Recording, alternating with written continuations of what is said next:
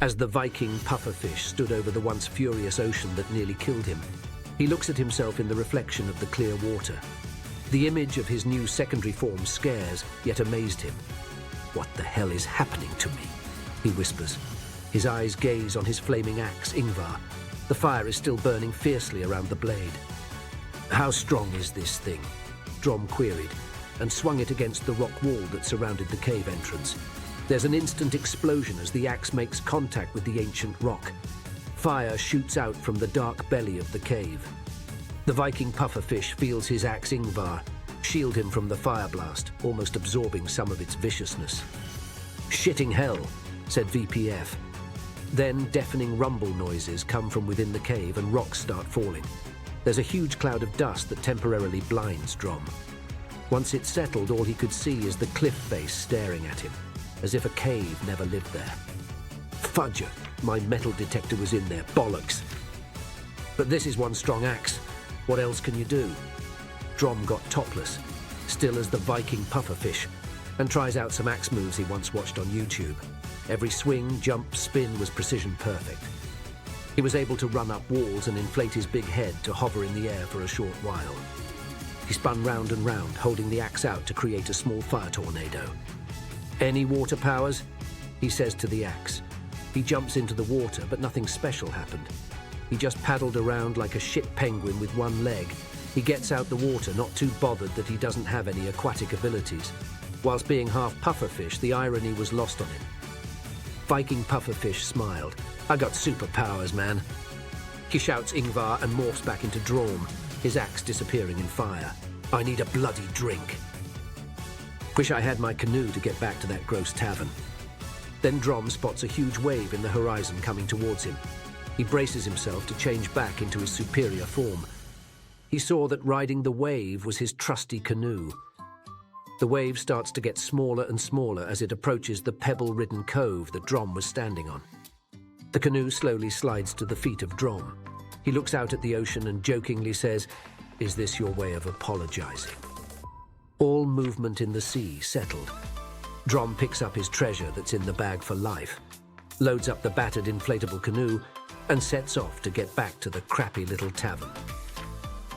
Drom says to his canoe, "Hope that Mike Rope-Eenis might be there." The water is so calm with the sun gleaming down. Drom looks over the end of the canoe to see wildlife appearing all around him. Fish jumping out of the water, birds communicating overhead. In the distance, he sees a whale breaching. Drom was speechless looking out at the wildlife. He says to himself, "Tranquility in nature." Then a seagull dives into the water and snatches a fish. "Stupid, dumb seagull!" shouted Drom. After an enjoyable couple-hour voyage on his canoe, he's closing in to his destination. In the distance, Drom sees the old tavern on the cliff's edge. A crowd of people start to gather, looking and pointing in his direction. He paddles to the foot of the cliff where he first set out on his adventure. Drom deflates his canoe and climbs the cliff with incredible ease.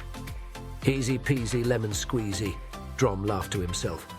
As he reached the top with his belongings, the eyes of shocked villagers were fixated on Drom. "Hello," he energetically said, giving a wave that wasn't too dissimilar to when Forrest Gump was waving to Lieutenant Dan on the shrimp boat in that film starring the famous actor guy. Just shocked silence from the villagers, and no one waved back. "Bit rude," Drom commented with a newfound confidence. A young man went to the front of the crowd, saw Drom, pooed his pants and ran away. Drom dropped his bag and the crowd gasped. He looks through the crowd to trying to locate Mike, but he can't find him. Drom picks up his belongings and walks towards the tavern. The shocked gathering move to either side, as if to give Drom a pathway to his destination. Once he enters the run-down tavern, that definitely doesn't comply with health and safety regulations. He looks at the barkeep who hands him a pint of Skål and says, "Data gratis, data gratis." Drom searches his pockets. "For fuck's sake, I lost my phrase book." "How much is it?" Drom said in broken English, thinking that would actually help, whilst acting out the universal sign for the bill. A hand touches his shoulder. Drom turns with a clenched fist, but it's Mike. The two straight men embrace each other. Mike, in a shocked voice, says, "What the actual fluff? Come on, let's drink, Buddy Bean. The two reunited chums walk to a table by the window. Drom turns to Mike and asks, "Why is everyone staring at me, racist or something?" "Not at all, my bald, beautiful bestie," Mike comfortingly said. "You've done something incredible, something that hasn't been done for thousands of years. You entered the cave."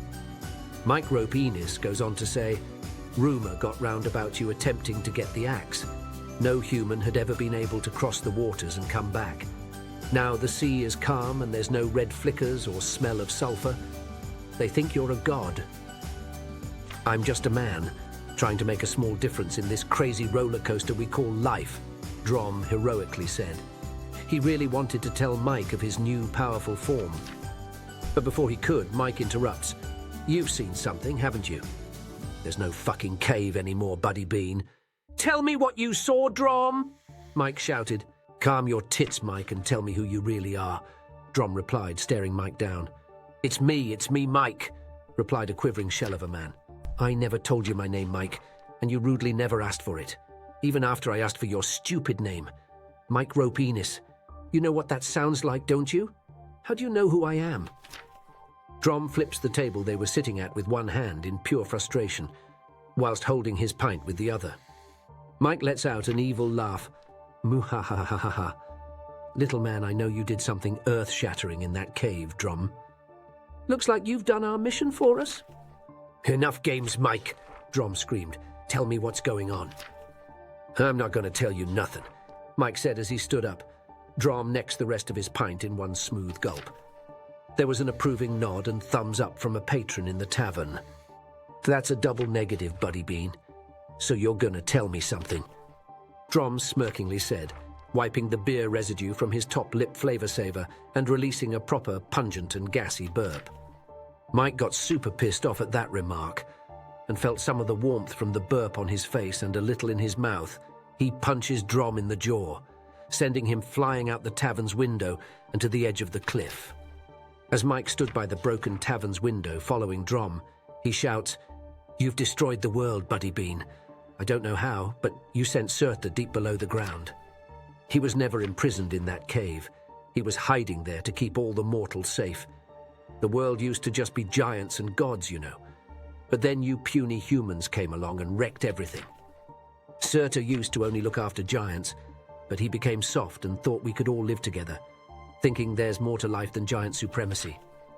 He hid away so he couldn't harm anyone or the world around him. He wanted humanity and nature to prosper. But looks like you humans are doing his dirty work, melting the ice caps, adding gases into the atmosphere, tearing down forests. You kill each other over false gods. And for what? You're all doing the work he should have done. We just needed it sped up a bit. Right now he is slowly falling to the Earth's core, and once he's in the core, every volcano in the world will erupt, causing catastrophic events that will wipe you shithouses off the Earth." Drom looks up and shouts, "What the hell are you?" A dark, cloud-like substance grew from around Mike, and he transformed into a weird-looking human that was near giant size, with huge rock fists, and is incredibly ugly too. "My name is Thrymer, and you will bow to me, little human." "Okay then, let's see how this goes, Ingvar." The fire circles Drom, and he re-emerges as the Viking pufferfish. Thrymer says to Drom, "You son of a witch. You found the axe and spoke the words. I didn't think it was possible for a mere human, but why the frick do you have a fish for a head?" Drom inflates his pufferfish head and says, "Maybe the axe found me. Maybe the map falling into my hands was fate or just pure luck. But I won't let you destroy this world. I won't let another bellend belittle the little guy. I will end you." "And your mum?" As the wind swept the cliffs of the fjord, the battle between Viking pufferfish and Thrymer was about to unfold like a savage ballet. The flaming axe, Ingvar, burning brighter and more aggressively than before. The unspoken bond between axe and fish grew stronger, and both were ready to fight the brute strength of the ex-best friends, stone fists and spears. "You think you can challenge me, puny fish?" Thrymer bellowed, his voice echoing off the steep cliffs. Viking pufferfish smirked, his eyes glittering with defiance. "I'm gonna slap you up. You cucking thunt. Let's dance, bitch." With a roar that shook the very earth, Thrymir charged forward, his massive fists swinging like battering rams. Viking pufferfish tried to dance and spin away, his movements fluid and graceful. But Thrymir's sheer power was overwhelming, and he had spears for weapons. Ingvar was doing everything it can to help VPF, unleashing fireballs and tornadoes that smashed into Thrymir. It had little effect, but gave Fish and Axe a bit of time to figure their next move. As Viking pufferfish deflected, dodged, and received poundings, he managed to get a few hits with his axe, chipping away at Thrymir, but was taking serious damage. He started to analyze his movements and fight style. All those years playing Tekken and Super Smash Bros. Were finally paying off. Viking pufferfish smirks to Ingvar and says, "Let's bring the heat." He ran up and swung the flaming axe at Thrymir's kneecap. Thrymir dodged the attack and says, "Your axe expertise are not really a cut above the rest, stupid fish." Viking pufferfish got slapped with a massive backhand that sends him flying. As Thrymir walked to finish the fight with a stomp, he laughingly said, "I'm going to make sushi out of you, fish boy." Viking pufferfish looked up and says, "Your mum smells like fish." He then throws Ingvar at Thrymir's head, cleanly taking out one of his eyes. The flaming axe returned to Viking pufferfish as quick as he threw it. He then swings in desperation and by some miracle takes 4 fingers from Thrymir's left hand. Viking pufferfish looks at his former bestie and says, "Ha! Cheers for the thumbs up, Buddy Bean." Thrymir staggers back. He looks at his new stump with the thumb. It was heavily bleeding. He's never seen his own blood before. This enrages an already pissed-off giant. Thrymir gently waves his good hand at the villagers taking shelter, as if to cast some mind control spell. Their heads drop, and their eyes glazed over with an unnatural fervor. They look up and sprinted at Viking pufferfish with mindless abandon, their hands clawing and grasping at him like ravenous beasts. "Stop! No!" Viking pufferfish pleaded, but his words fell on deaf ears. With a heavy heart, he realized that he had no choice but to defend himself, even if it meant harming the weird and creepy villagers. The flames from Viking pufferfish's axe burned brighter with each swing, but Thrymir was relentless. Blow after blow rained down upon him, each strike leaving him battered and bloodied. Thrymir booted Viking pufferfish, sending him into the ravenous crowd that descended on him. In a desperate bid for survival, Viking pufferfish was forced to take innocent lives to defeat Thrymir, his heart breaking with each fallen villager. But still, he fought on, fueled by sheer determination and a refusal to surrender. Inch by agonizing inch, he gained ground against his monstrous foe, his flaming axe cutting through the most likely inbred villagers with a fury born of desperation. Thrymir was readying a punch of nuclear power that would decimate Viking pufferfish and the village. As the rock fists travel toward our hero, Puffer swings Ingvar and buries his axe between the middle knuckle of Thrymir's good hand. There was a shockwave that sent all the villagers back 10 to 11 feet, but they get up again and painfully walk towards VPF. Then with a mighty roar, whilst dodging Thrymir's spears, Viking pufferfish inflates his head, jumps over the remaining villagers between him and Thrymir. The little pointless fin on the back of his head flapping in the wind, his flaming axe cleaving through the air with unstoppable force. He forced Ingvar through the collarbone and into the chest of the fugly giant, and shot a fireball into the wound. Surprised, half-blind, one-handed, shocked, but not dead and slowly shrinking. Thrymir was forced back, teetering on the edge of the fjord. Viking pufferfish runs up and drop-kicks the giant, sending him to the furious waters below. There's an almighty splash and then nothing.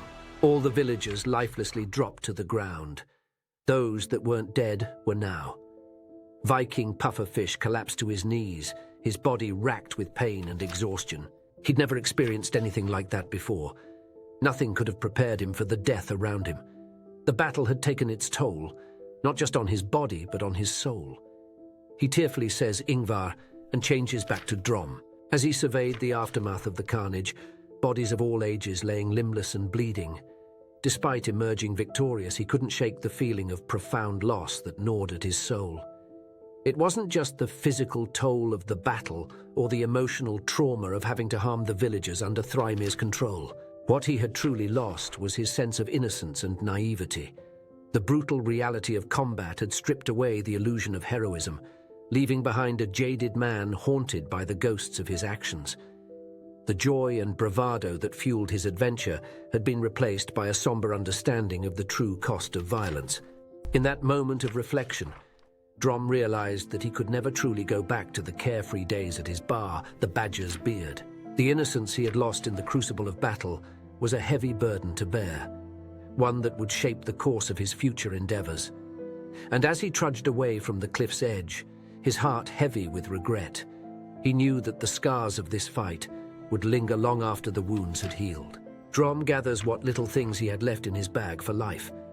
The morbid irony was not lost on him. Our hero cleans himself up, then painfully began the long hike back to Are Ostersund to get the next flight to London.